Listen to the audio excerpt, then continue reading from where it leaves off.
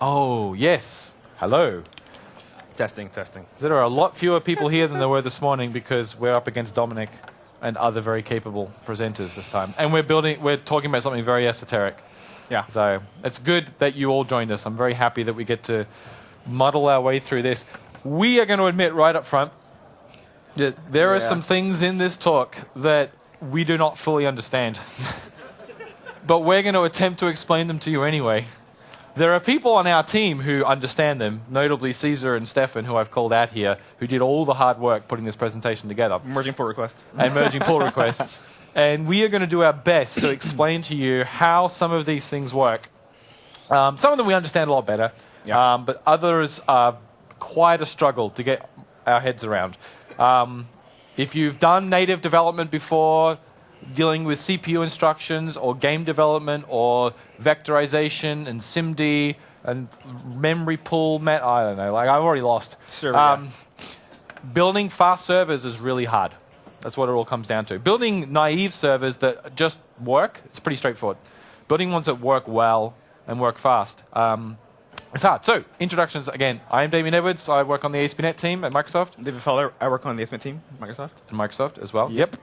And we're going to talk about Kestrel, which is the web server, managed web server that we built for ASP.NET Core that runs on Linux and OS X and Windows, obviously. And it ran on a Raspberry Pi at one point. Yeah. Not at the moment, but it will again. I'm sure of it when we get back around to fixing it. Uses libuv, which is the native component that's used by Node.js to do I/O and file stuff and async things and threading and loops and yada, yada, yada. And yeah, it's been quite a journey. And so it kind of all started with this. This was July last year. So we're not even talking about a long time. So July last year, Kelly Summers, who's well known in the community, tweeted this. She's been working on this cool little web server project called Haywire, which I believe started out as an academic experiment. She likes to do things in the open to learn, to teach herself. And she was writing an HTTP server in C, because why not?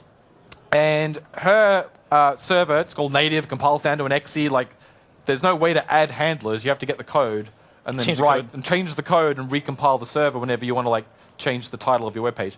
I don't think I'm lying. I'm pretty sure that's pretty true. Someone might have built an extension for it by now.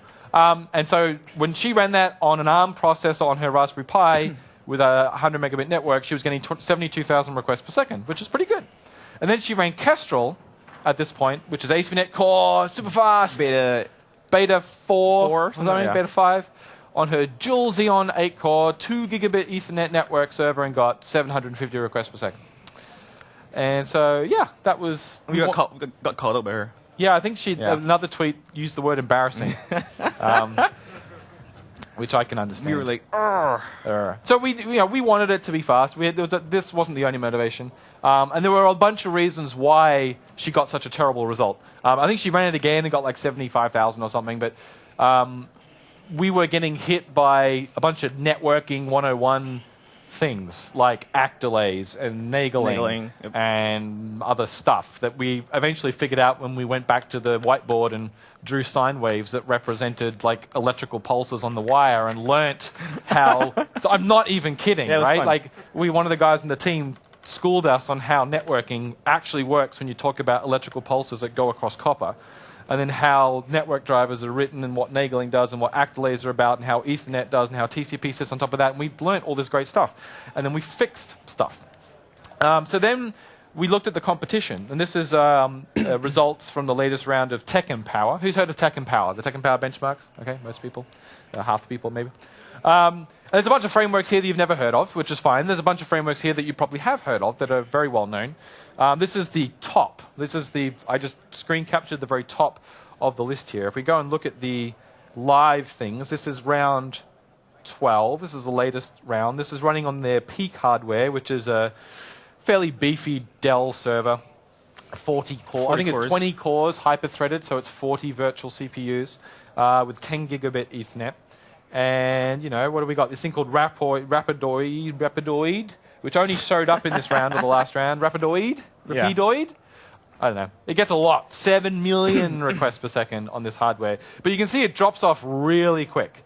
So there's like a cluster, the top 5, and then it nearly halves. Like by the time you get down to like number 8, like we're down to 3 million already, which is still amazing, right? I mean, it's incredible.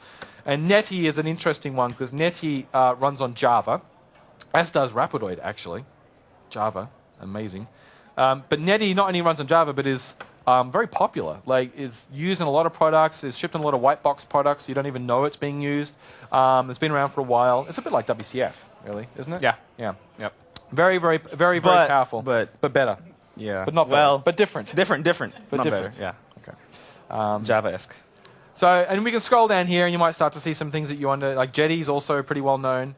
We have to go down a bit further to see. There's Go, not quite cracking the million yet. Go pre-fork.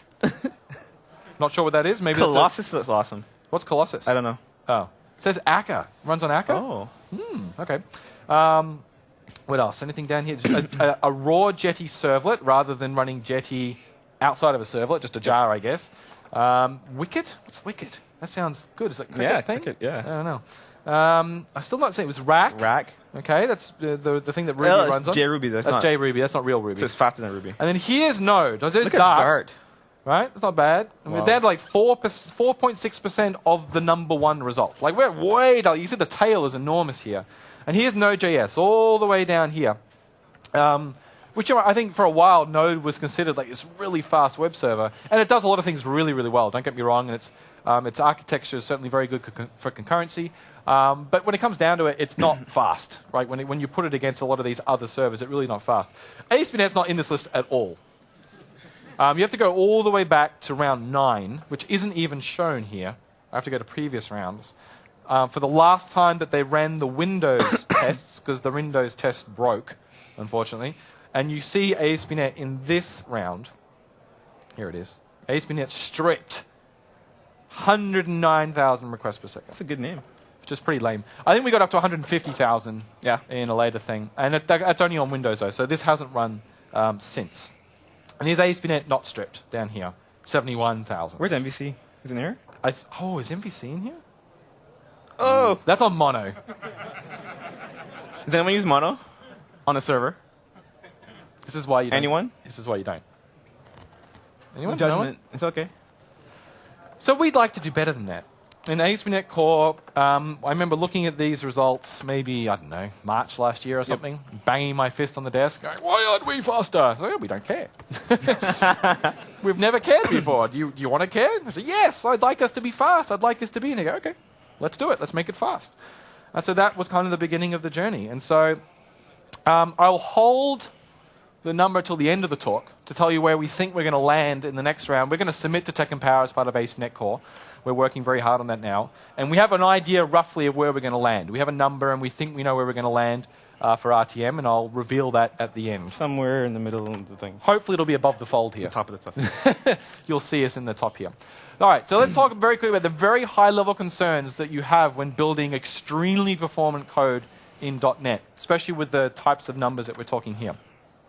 Reducing garbage collection or GC pressure is absolutely paramount. Okay, it's nearly the most important thing you have to worry about.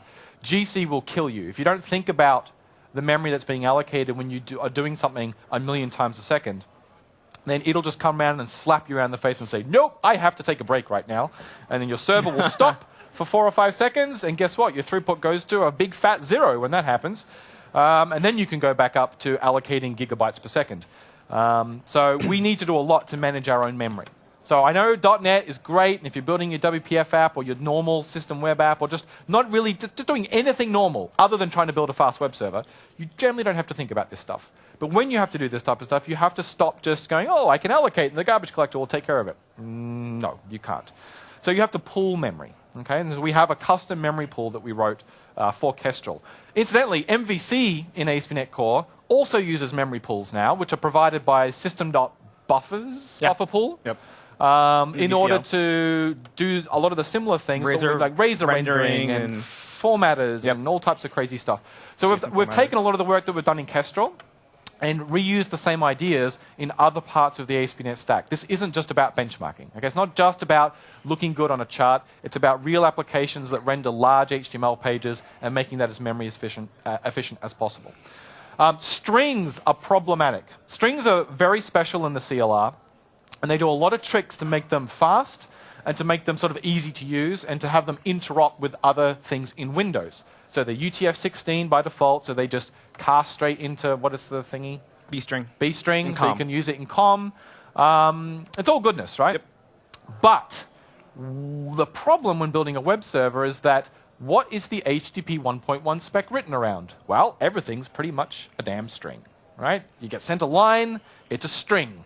Get, some address, some HTTP version, bunch of headers, they're all ASCII encoded strings, right? It's not the most efficient protocol for sending things across the wire. And then to represent those in memory, a million times a second, if you're trying to do a million requests per second, you have to allocate a buttload of strings in order to represent the header and the verb and the path value, and the query string and yada, yada, yada, yada. And all that stuff is immutable, which means that once you've allocated it, you can't change it, you have to allocate it to use it, and then it has to get GC'd at some point in the future.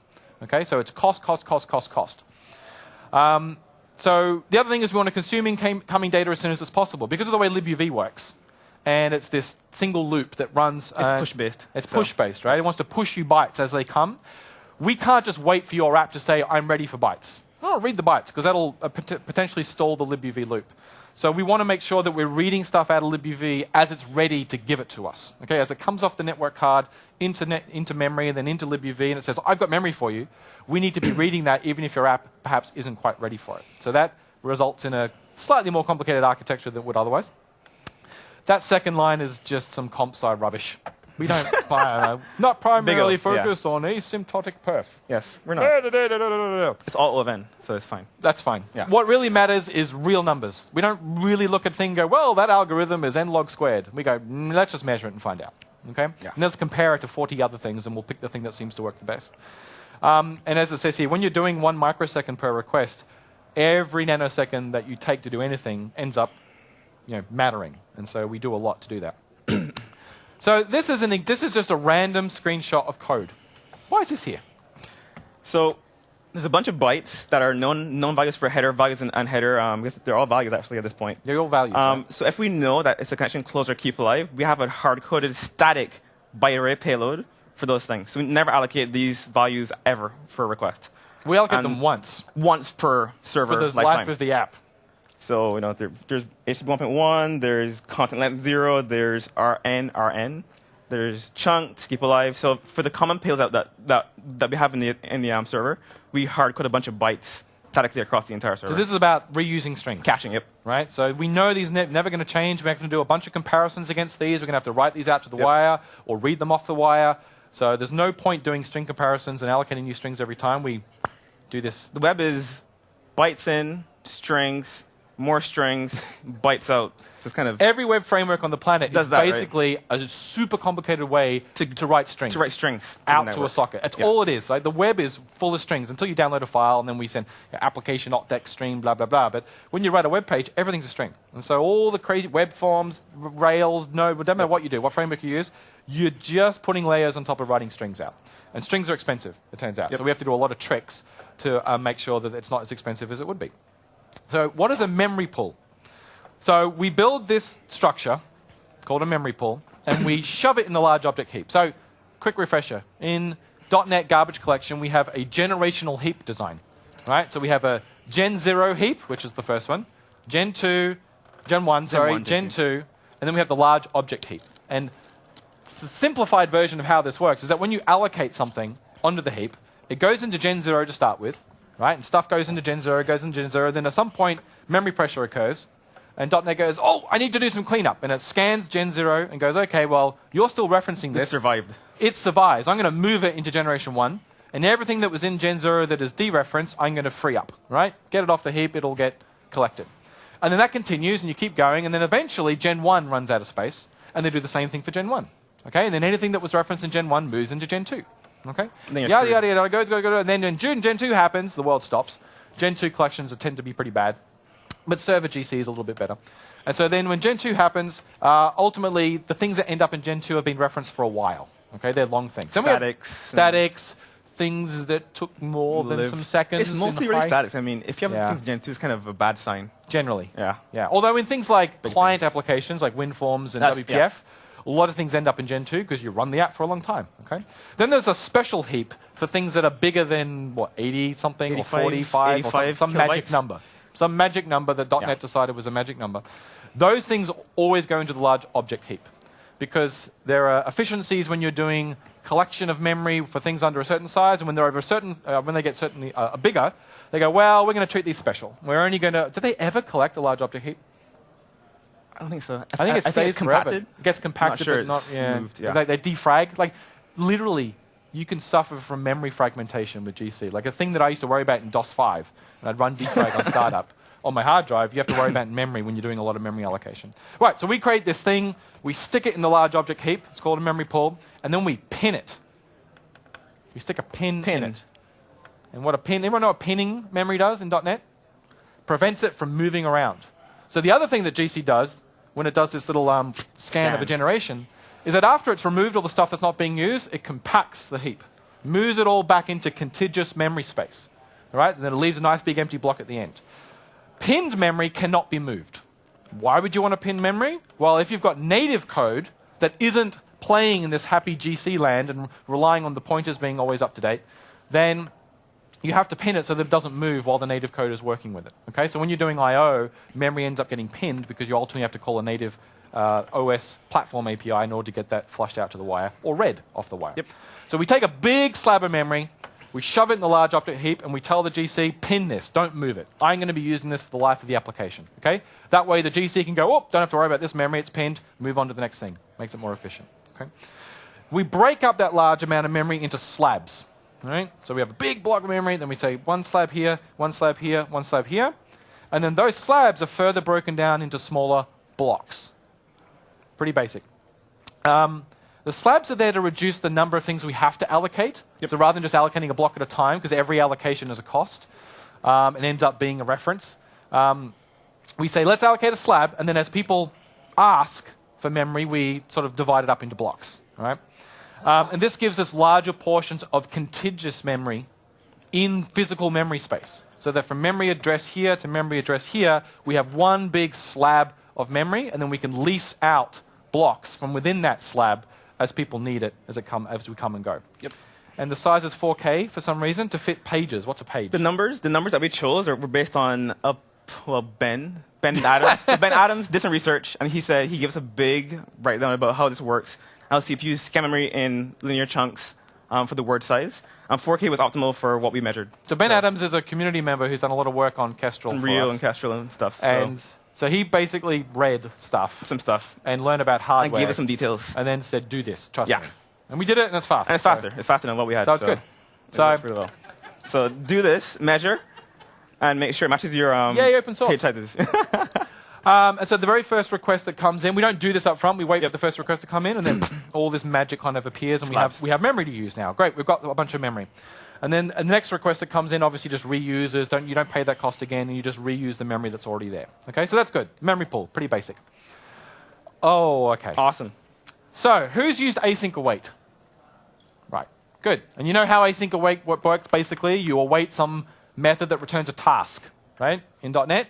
And the task is magic, does stuff, does something now, gives you back a task. Sometime in the future, the task will finish. And then magic happens, it rejoins threads and stuff, and your code keeps going, and it looks like it was sequential. Okay?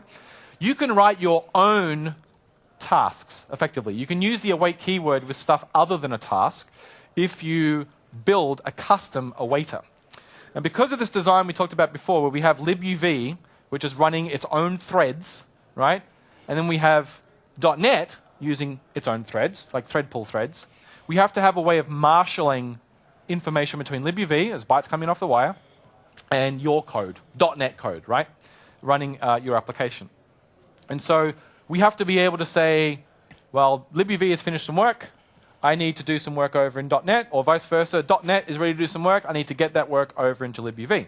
So we've got all this hand-holding and handshaking of async work that goes back and forth. Has anyone used Rx before? Rx RX? reactive framework. Reactive extension? Yeah. No?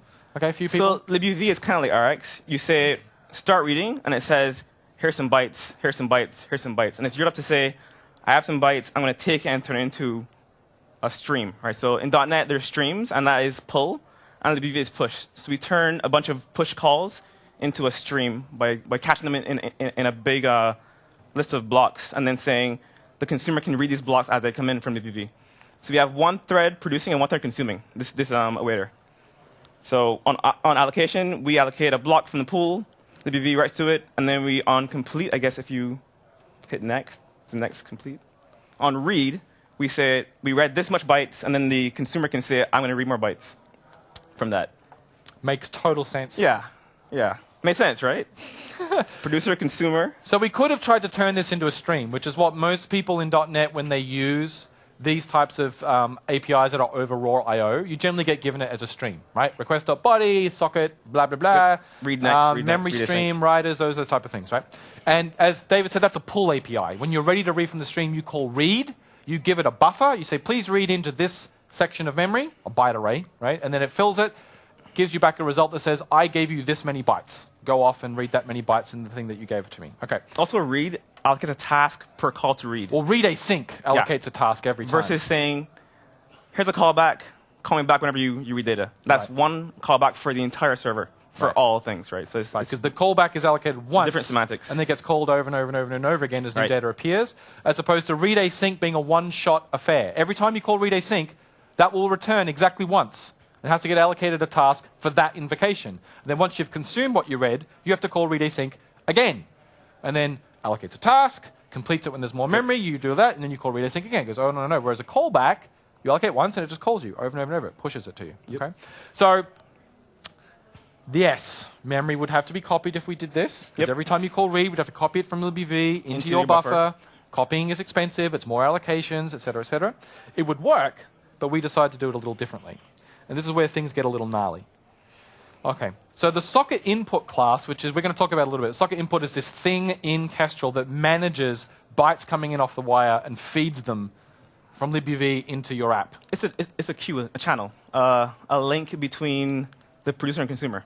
So libuv is writing to it, and the consumer is reading from it. Okay. It's a giant list of bytes in a So it's giant just like list. a queue. Have you ever done any type of distributed sort of async stuff? Someone's publishing, someone's consuming. And that SocketInput is that. Yep. Okay. It's a simple way to think about it. And so you get your SocketInput, you await it, and then once that returns, it's ready for you to start reading. Yep. Right? Yep. And so then I say, I'm going to start consuming that data. And it gives you an iterator. That's iter, right? Consuming start. A special iterator. Special iterator. And then It's magic. you'll consume your bytes over that special iterator, which we'll talk a little bit about in a minute. And then once you've finished it, you'll say, I'm done consuming the bytes in this iterator. And I read this much data. And So this is how much I finished, yes. Yeah. Okay. All right. So we got there. So, okay. So then we have... So the producer calls incoming start to get a block and incoming complete to say... hang on. There's a memory pool with a block. There's a pool. And it says incoming start. And so you produce. I'm producing. I'm libuv. Right. So you throw bytes at me. You throw bytes, and I'm catching them. Yep. And you say incoming complete. So you said incoming start. No, you said incoming start. I said incoming start. Yeah, from the pool. So you From grab the from the pool. pool. Which you gave me Grab earlier. from the pool. Right? The pool is this is the pool. Okay. Get from the pool. Yeah. Right. Get a block. I get the byte. Right. Yep. And you say incoming complete. Right. Done. And then the thread is like waiting here. So there's a bunch of memory just sitting here. And I say I'm going to consume. Okay. So the awaiter returns because it completes because you give me bytes. Right. Right. And now I'm consuming start. Read. Parse. Am I just chilling out at the moment? Parse. No, you're like throwing shit. Oh, so there's more stuff coming in. Throwing stuff. Right. As fast as you can. And I'm reading, But you're parsing, busy. parsing. And I And say, I just keep throwing stuff in consuming here. complete. Okay. I'm done. And then you say, okay, keep going. So I just keep going. And at the point Over that and you over. say complete, if I'm in the middle of putting something here, like Right. synchronization It happens. pauses. And it's And I like, go, you're wait, throwing. bookkeeping. And it says, Right. And then we keep going. then the consumer says, I saw this much. And you're going to say, it doesn't matter because I have more stuff. Okay. And he keeps going over and over and over. So let's do this again a little simpler. Okay. So some bytes came in. Yep. Right? And then you start reading. Yep. And then while you're reading, I give some more bytes. I say, oh, there's bytes. And then you got back to the beginning and went, oh, hey, I can't. There's more. I'm not going to finish yet because there's more bytes since I started. So you keep going. Okay. Yep. And then you say complete. Yep. And then I put more bytes in after you've said complete. Yes. Then it all starts again. Yeah. Okay. Make sense? So the fast path is if he keeps throwing bytes as I'm reading, and when I say I'm done reading, if he's been throwing and I haven't consumed all the bytes that have been read so far, then then the await returns immediately. So it never awaits if there's more bytes since I have been reading the first set of bytes. I That makes see. sense. So I keep going. I don't pay the cost of going async into Exactly. a wait state. You Okay. stay on the same thread reading off the hot cache over and over and over if you throw in bytes as I'm reading. I see. And if I was to look in the stack trace at that point, it's almost like I'm just staying on the same It's stack. like a while loop, a and just tight while Like tree. a tight while loop. That's important for perf. So you can keep, your method can keep reading bytes off the wire Yep. asynchronously to them coming in off the wire. Correct. Right? So you've got, it is actually happening in parallel. I am processing bytes while they are coming in, Yep. but I'm not paying any boundary cost. There's no syscall cost, there's nothing, because the bytes are coming into a memory block that is shared, and I can just keep reading in a tight loop. Yep. With basically zero cost while that's happening. That becomes important, especially when we talk about benchmarks. Yep. But it comes a little later on. Okay, Is that clear? this Pool. might help. This is a pool from now on. So imagine this is another diagram to try and explain this a little bit better. Okay. All right. All right, so this is a block, a memory block out of the pool, right? A bunch I think of it's a slots. couple of blocks. It doesn't really matter if it's one or two. Doesn't right? matter, Doesn't yeah. really matter. The iterator will go over multiple Yep. of them, right? So it's a bunch of memory that is shared between the consumer and the Producer. Okay. So there was green is what was in there in the beginning, and I called consuming start or incoming start down here, right? I put the green blocks in, Yes. and then I called incoming complete. So you wrote to the All right. pool. So green was done by incoming start, incoming complete, the first slot. Consume start was called here. Yeah. Now, at this point, while this person is iterating across here, new bytes came in off the wire. And so incoming start was called again, and they append to the tail of this block while the person is reading from the head of the block. Okay? So then I keep going, I keep going. This person just keeps consuming. They didn't even realize that originally when they started, it had ended here. They just Right. get the next byte in the iterator, in the Yep. enumerator, basically. And they go, oh, next byte, next byte. And this could even span blocks, I believe. Like it Correct. even like spans physical spaces of memory. So we link blocks via linked list. So each block is 4K. Yep. It's 4K linked list. So there's a head and a tail. And then at some point, this code will decide it's finished. Like it may not need the next byte yet. Yep. Go, okay, I'm done here. And then this thing will stop when that packet or that series of packets is finished being read off the wire. Okay, and then that just repeats ad infinitum forever for the life of a single socket. So this is all happening in the space of one TCP connection. Because what are we reading off this? HTTP stuff, and that's what we'll get to next. So now we understand Data. how data's coming in off my copper or my fiber, in through the little metal bits, and through the network card, in through the buffer in the card, in through the driver, blah, blah, blah, blah, blah. Windows stuff, Linux stuff, Linux. then up into libuv. shared memory and .NET through libuv, and then we've got two things, one coming in here, one coming in here, and they're moving cursors around. Okay? Super fast. Now we've got bytes. What are we going to do with them? Parse them. We're going to pass them. And remember, strings, as we said before, magical. And everything in the web is strings most of the time. But strings aren't really magical. They're just bytes, right? They're just bytes with a particular encoding. Who's ever had to like really understand and do anything with character encoding, like text encoding? Only a few hands. Nice. Maybe A bunch of people. Yeah. Did it hurt? Right? It hurts, doesn't it? It really hurts. Like ASCII, I can get my head around. Good, got it. Anything beyond that, and I just zone out. Unicode, Like, that stuff surrogate is hard. characters. Yeah. And then byte order marks Yep. and Unicode double width, triple width, blah, blah, blah, blah, blah. I don't know. So at least in HTTP, all the headers, in HTTP 1.1 anyway, all the headers are ASCII. So that makes it a little bit simple. But essentially, there's a bunch of bytes coming in, and we know that there are some special bytes that delineate points in the life of an HTTP request. So for example, the end of the headers, or end of each header, is marked by a carriage return line feed, right? Unless there was an escape character before it. And then the end of the headers is marked by two carriage return line feeds, right? It's pretty basic, actually. So as if you hit enter twice in the terminal window where you were sending your HTTP request, because that's what we all do, right? And then you send the body. You've telnetted to port 80 at some point, right? And Yeah. You've typed in get space blah blah blah, and you make a request. So there are very efficient ways of looking for those things so that we don't have to do the naive thing, which is just go byte by byte by byte by byte. These are very well known things in HTTP, right? There's a connect. These are verbs, HTTP things and verbs, and versions and blah, blah, blah, blah, blah. So these are actually the verbs, right? Yep. These are the very first things that will appear in any request that comes over the wire. Connect or delete or get or head or patch or any of the other verbs. And then we know the version will be at the end of the first line, before that first carriage return line feed. Okay? These are well known. We're going to reuse them over and over and over again. What's interesting about these strings is that they're all 8 bytes or less. Just luckily. Okay? For the ones that we know about. You can have custom verbs, but the ones that we know about, that we care about the most, are all less than 8 bytes. Which means that they can all fit into a long.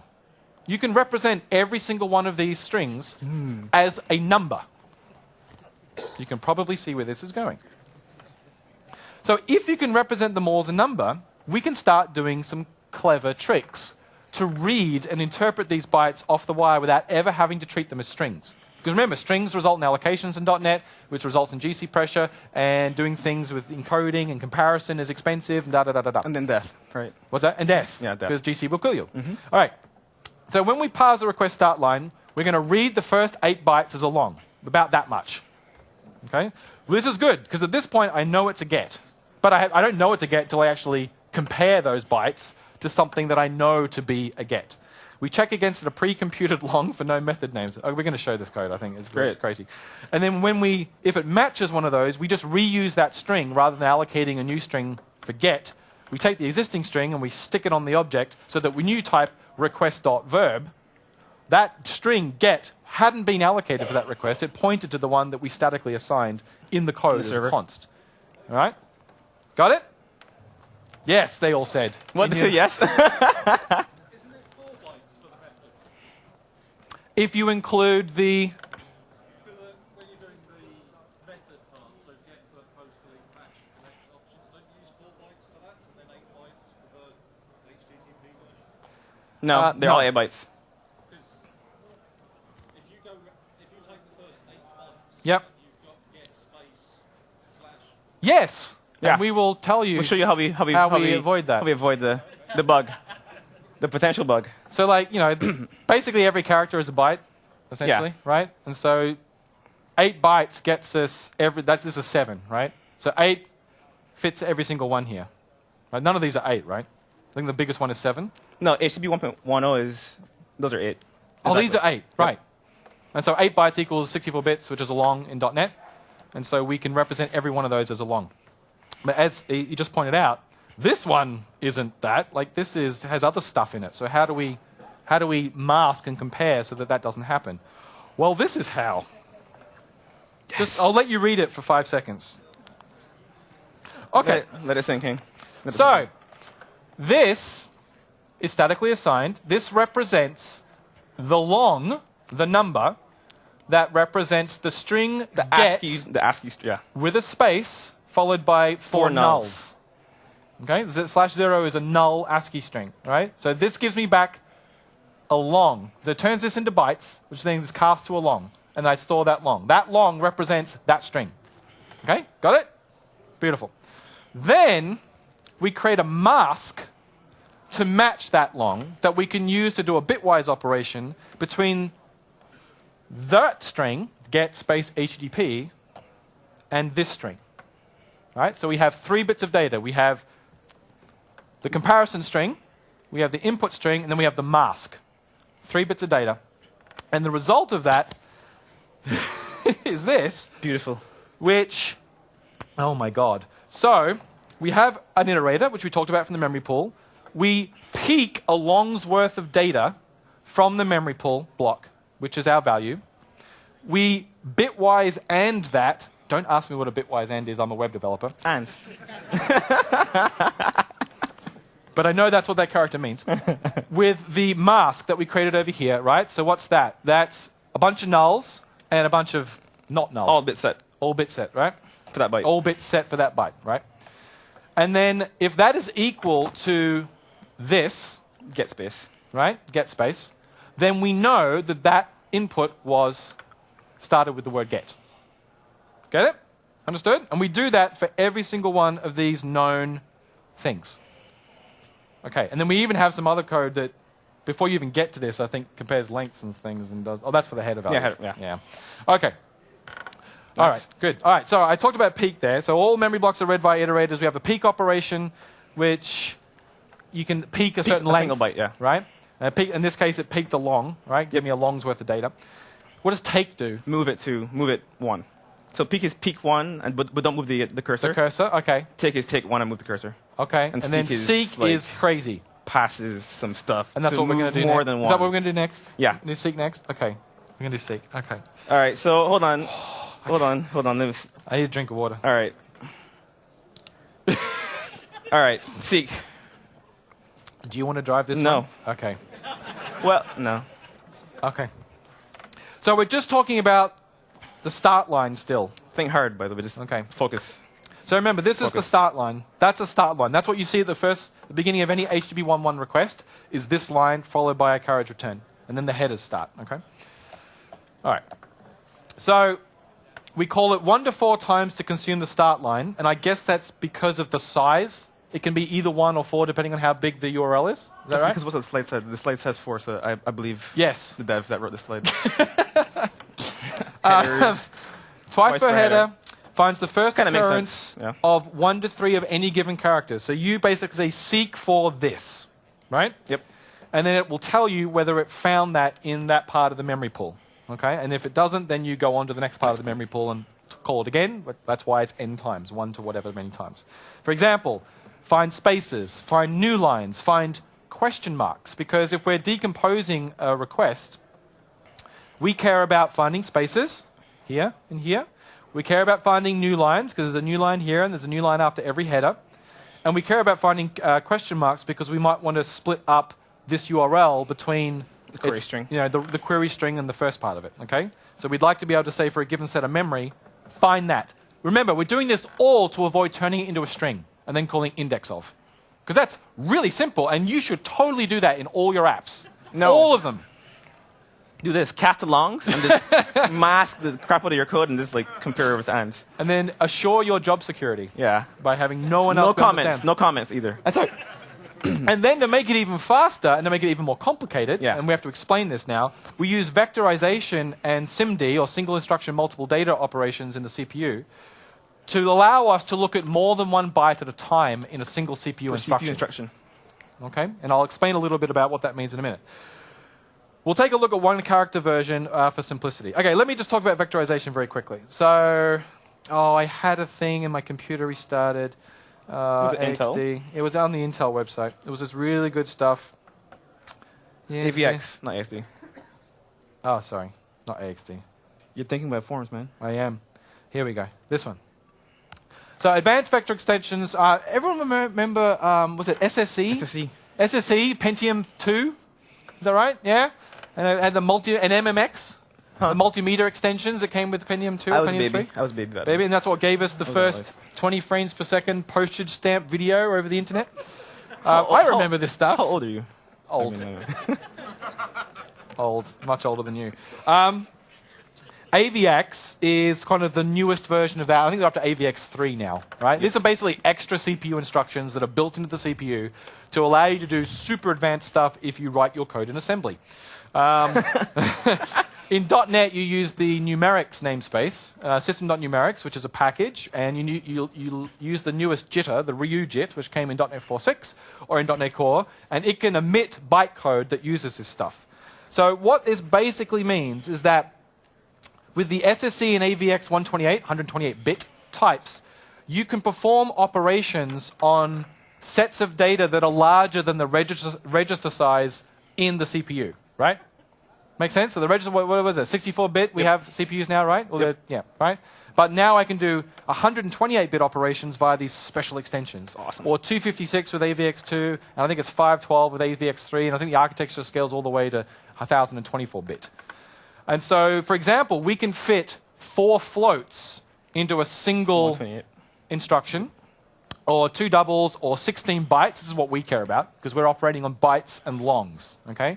So we care about bytes, and I think a long is the next one above this, so it's 2 longs, right? It's right there. Oh, it's right there. Quad or word. I could just like read it down here. 64-bit, so int 64 is a long, right? So 2 longs or 16 bytes, I can operate on 16 bytes at a time, rather than looping over every byte as it comes off the wire. That's what it comes down to. That's super slow.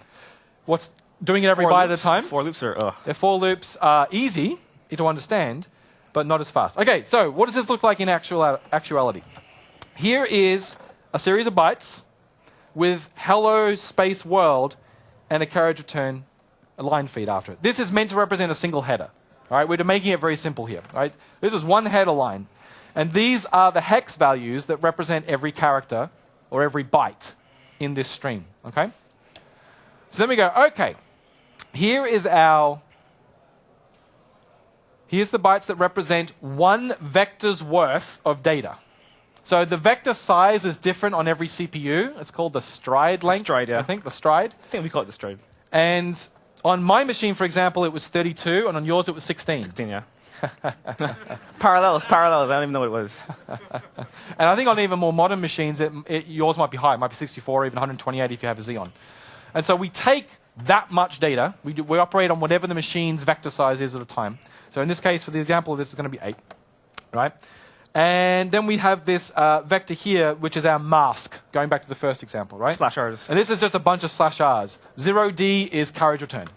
All right? So we have our value, and we're looking for carriage return. And so we just have a full set of carriage returns. Then we say, is this vector equal to that vector? And then you get back as a result a third vector with bits or byte set that tell you whether each byte in the input and the comparison were equal or not. Make sense? So these are all 0 because none of these were equal. Understand? And whereas this one, see these two are equal? None of the else are, but these two are because this one's a carriage return. So the result is a hit. Green, hit, good. We know that in this 8 bytes, right, there is something we're interested in. So rather than having to loop through, and that would have taken us 14, 15 operations, we did it in 2. So we've gone from 15 to 2 straight away to find the carriage return. Good, right? That's what vectorization does for you if you're on compliant hardware that can do that. All right. And then this was a pull request, by the way. This was a pull request. Just so you know. Then we go to the next step. This right? guy. Thank you. So all we figured out here is that this block contains the thing that we're interested in. We don't actually know what slot it's in yet. It says green here, but it's lying. We don't actually know that yet. All we know is that one of these is a match. We know it's not 0. We know it's not 0, right? We don't know zeros. which one it is. We know the whole thing is not equal to 0. It's more than 0. Yeah. Right? Because remember, this is just a long, it's just a number, right? So now we have to figure out which byte in this set is actually the one we care about. That's where this method comes in. You're going to explain this one. No. So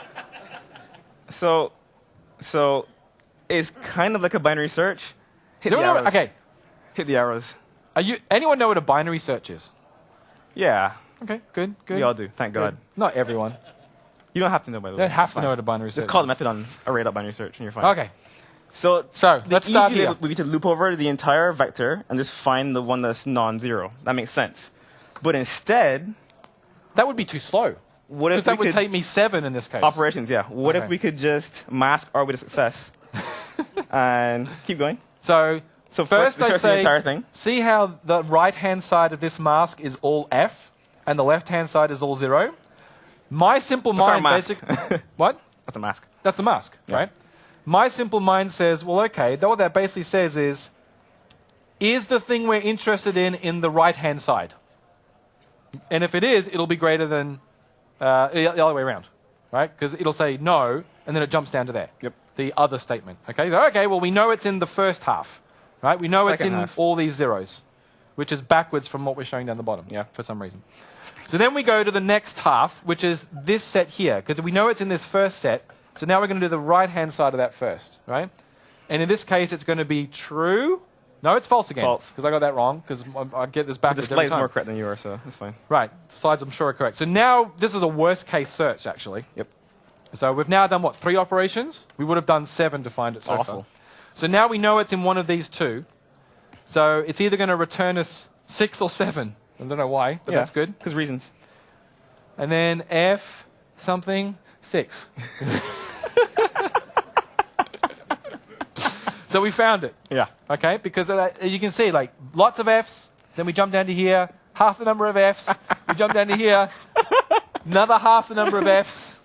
But it wasn't that one, it was this one, so we know that we're there. Yeah. Right? That's Binary good. search, half every time. That's good. Good. My web developer brain can understand that. So at this point, you're thinking, come on, is this really worth all this insanity? Well, Benchmarks. with this test, probably not. So like, if you just isolate this one little test, this is what we got when we ran it through benchmark.net. The naive thing, which is just looping through every byte, took 893 nanoseconds with a standard deviation of 61. The median was quite a bit faster, 654 nanoseconds, but look how much tighter it was. Because the worst case now is so much better than what the worst case was for the naive thing. Right? Because the naive thing is you might sometimes hit the first one, or the middle one, or this one, or sometimes hit the last one. Whereas with the binary search, the worst you're ever going to do is what? Log in. Log in. Right? And I'd pretend like I know what that means. Log in! Next. And that's the naive version. You just loop over the bytes. Right? Really, really simple. Easy to understand. Easy to understand. What most people would write is that. Do this in your code. That's what you should do unless you have reasons not to. But when you amplify that up to actual calls to seek with real data, like 4K of data, you give it a full memory block of data as coming off the wire, and then you say, I've got to find a carriage return in this 4K of data. Now it goes from taking 4 seconds on average, right? Or 4,000 nanoseconds, which isn't quite 4 seconds. Yeah. By a couple orders of magnitude. It takes 4,000 nanoseconds average versus 863 nanoseconds, right? And the standard deviation, again, is much, much less. Yep. So this adds up as you start using real data, which is why you do micro benchmarks as well as bigger benchmarks all the way through to full end-to-end testing, okay? Crazy stuff to get crazy stuff. Okay, you were doing this one. Really? No, Okay. I'll do this one. You want to do this one? I'll stare. You'll stare? So there's some yellow Hang on. and some green. Who's ever looked at the waterfall loading chart in like the Chrome developer tools? Right? Oh yeah, good comparison. All right, good. And so you know that the browser opens like 6 connections to the server. So if you request 20 images, you'll see 6 loading in parallel while the other requests are all sitting there waiting. Pending. And then when those 6 complete, the next 6 will start. You get like this staggered diagram. Same thing. This is exactly the same thing, but we're talking about you writing memory out to a socket and it actually being written to the socket, because there's sleight of hand going on here. So We lie to you. when you call response.body.writeAsync, okay, because it's I/O, right? So it's supposed to be async. That's what we've been drilling into you all since .NET 4, and more so with .NET 4.5. Yep. We lie to you a little bit, because it's faster if it's effectively, it's not nagling, it is nagling, kind of, but we do it asynchronously. Yeah, it's less than yeah. There's Right? Ish. Yeah. Let me just explain Yeah, it. We'll see if it explain makes sense. first. Okay, so the red is when you call write. All right, so you're calling write and you give us 16 kilobytes of strings. Your Razor page calls write, ultimately, data. right? You may not call write, but you type some Razor and that calls write. The yellow is the task that we give back to you as a result of calling write async. Okay, so that represents an outstanding operation. And left to right is time. Okay? So we say, yeah, you're fine. You're done. So this one is marked as completed. Right, it's finished. And it's in quotes because it isn't really. We told you it was completed. What we did is we stole the data that you gave us and we shoved it in memory. And they said, And then we wait a little while. just a little And- bit. A little bit. And then you can see here that we actually then say, libuv, we have data. Remember that pub sub thing? It works on the way out as well. libuv, we got data for you. Oh, so you're libuv, right? No, I was libuv before. So you're the app. Okay. And now you're throwing data to me. 16K. Hey! And then I say, I'm No, done. oh, And then wait. I turn around and I go, I'm not really done. Quick! Quick! Wait, so you're the app? What? You're, No, I'm the app, I'm you're the writing app. out. I'm Oh, green. you're going to, okay. Yeah, So the app is like you're giving me stuff and I'm yeah. like, crap, stop. And I'm telling you that, yeah, I'm done. Give me more Complete. data. And I'm like, not really. Complete. Not really. Complete. Complete. And that keeps going. Complete. That's the first 4 calls, because we have a buffer of about 32 kilobytes where we'll let that go on. All right? Until you call write async one more time. And then I go, I can't keep up. I'm And done. we- Sorry. And I and give we you back stop lying. and I give you back a And we say task stop. that say stop. is marked incomplete, the orange Halt. one. I say, look, you're Pause. giving me too much data. I have to Please. wait. Please stop, app. Stop, And then please, you sit please. there and go, Please. if you're being well behaved. Yeah. If you call await. If you just call write async without awaiting it and ignore the compiler when it screams at you saying, oh, wait your call. Don't do that, please. Then you'll just blow memory up, right, forever. Because that clutch gets broken. That safety mechanism goes away, all right?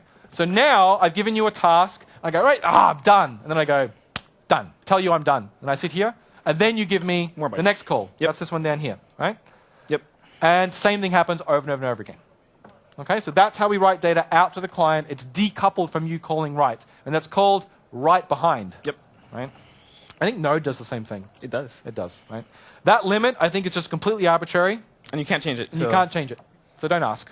Maybe in the future we'll make it pluggable. configurable or not. Don't know why this slide is here.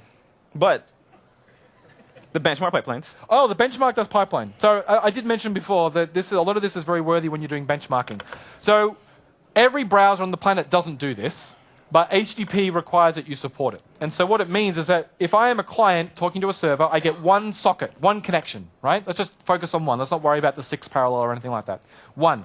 And then over that connection, I send you a request, and then I wait until you send me the response. Yep. And then when you've sent me the response, I send you another request. And it just ping-pongs back like this. That's without pipelining. Pipelining says, I'm going to give you 3 requests. Kestrel. And then I will wait. Do this. And then you agree to give me back 3 responses in order. In order. Yep. And then once I've received those 3, I'll send you another 3 requests. Or 2, or 16, whatever it is, right? And how many that is what's called the pipelining depth. Now, browsers don't do pipeline. I think Opera had one build where they had an experimental version of pipelining, and they turned it off because all the servers in the world broke. But Opera. technically, to support HTTP, you have to support HTTP 1.1 requires that you support pipelining, and the Tech and Power plain text benchmark uses pipelining. It's the only one that does in their full benchmark suite, because that benchmark is designed to test how efficient is your server at reading and writing HTTP. We don't care about being nice and waiting for you. We're going to give you 16 requests at a time, and you better be fast enough to deal with it. All right, that's why the numbers on the plain text benchmark are so much higher than the next simplest benchmark, which is the JSON benchmark, because it doesn't pipeline. So that thing we talked about before, where we're basically doing a while loop On the same thread. on the same thread, and we just keep reading from memory as it's being asynchronously piped in, this is why that matters. When you have scenarios where data is coming in off the request, off the socket, and the app is processing it while the data is still coming in, pipelining is a great example where that happens. Now, if you're doing large uploads, it also happens. You have a large request, you can start reading the body while the body's still being streamed by the client, okay, if you write the right code. Yep. And so you'll get the same benefit if you're doing things like file upload. All right? All right. How do we coordinate the libuv thread and the application thread? With magic. And with smarts, people who are smarter than us. So libuv is very specific about its structures. libuv, you have to run all the code on the UV thread. So we have a bunch of threads in the system, 1 per core by default. Well, I guess 1 per half number of cores, because that was faster for some reason. I think I After default to mod 16 divided by 2. What? I don't know. No. I Look think at it's the like code. half the number of It's CPUs. not half. It's half with a plus- max. plus 4? With a max of 16. Divided by 6? Yes. There's some threads that run libuv You can work. change that number. That one is configurable. You can configure that, Yes. yeah. And to do anything, a write or read, you have to be on that thread. So when application code calls write async from a thread pool thread, you have to actually hop threads from the main thread. It's just like dispatcher different invoke thread. in WPF. Yeah. Right? It's just like getting onto the UI thread. You get to the UI thread. libuv is the UI It's thread. the UI thread. And post everything to in it. ASP.NET is your background worker. You have to dispatch back Post into some work, Yeah. do a write, and then that happens. Yeah. So we have a bunch of things to make that easier in our stack. We post to our threads whenever you do a write or We read. use all these crazy types. Like, I mean, you've all used a lock statement, right? But then monitor.try enter to do stuff and blah, blah, blah, blah, blah. And if it fails, we do more stuff. thread pool use a work item on the background thread to disclose blocks. Same with memory blocks. When we're finished using a memory block, obviously we have to give it back to the pool, and we try and do that in a very safe fashion. We have checks in our code so that if anything ever gets finalized, rather than getting returned to the block, we crash the server when it's in debug builds, I think. So I don't think we do that in the release build, right? No. No. I mean, no, we don't. We might accidentally. We're pretty funny. No, we Null don't. refs are bad. No. So when we run it with a debug build, we can find mistakes if we're actually leaking blocks. All right. Yeah, don't block the libuv thread. So this actually architecture, thought about- we did. We thought about running your code on the UV thread. Node runs your code on the libuv thread. But nothing is synchronous in Node. Most things aren't synchronous in Node. Most things aren't synchronous in Node. Your So code might be synchronous. we thought about doing this, and then we thought .NET people made like do .wait, and then the server's dead. The entire server would server's die. dead. The entire server is dead. Like not just your thread. The entire server is dead. Not that request. No The more requests. The whole whole- server. Right. That's how bad it is. So we run your code on thread pool thread, and we post work to the UV thread on our cadence. Not Yeah. control value. So we do the work to make sure that the libuv thread is never blocked. You don't have to worry about it. But we did contemplate both designs, and we chose this one. All right, we've only about 5 minutes left, so let's run through this one, because this one's pretty crazy.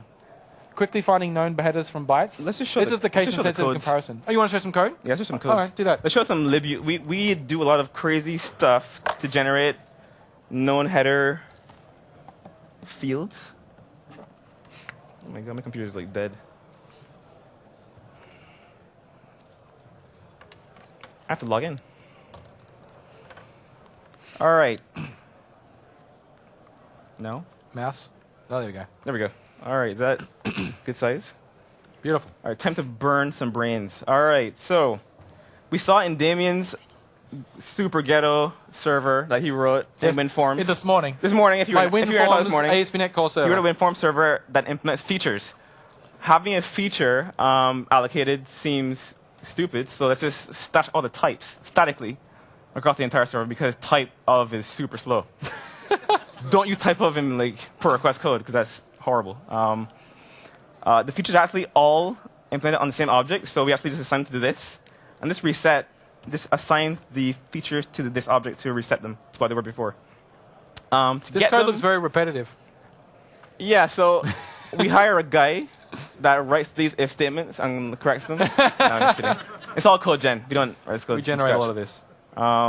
Is that? Yeah. So you know how in C#6 you can interpolate strings?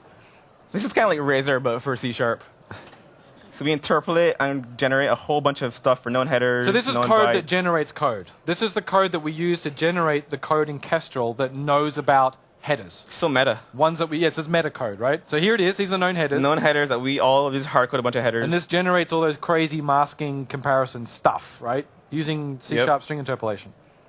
It's great. Yeah, that's just as understandable. That's yeah. correct. So dictionaries, it turns out, are pretty slow. I mean, not for normal use, but for this. So what if when you called try_get_value, it was a field lookup instead of being an actual like an actual dictionary lookup? Because hashing is super slow, right? So like, why even bother hashing? I thought hashing was fast. For you. Okay. Not for Kestrel.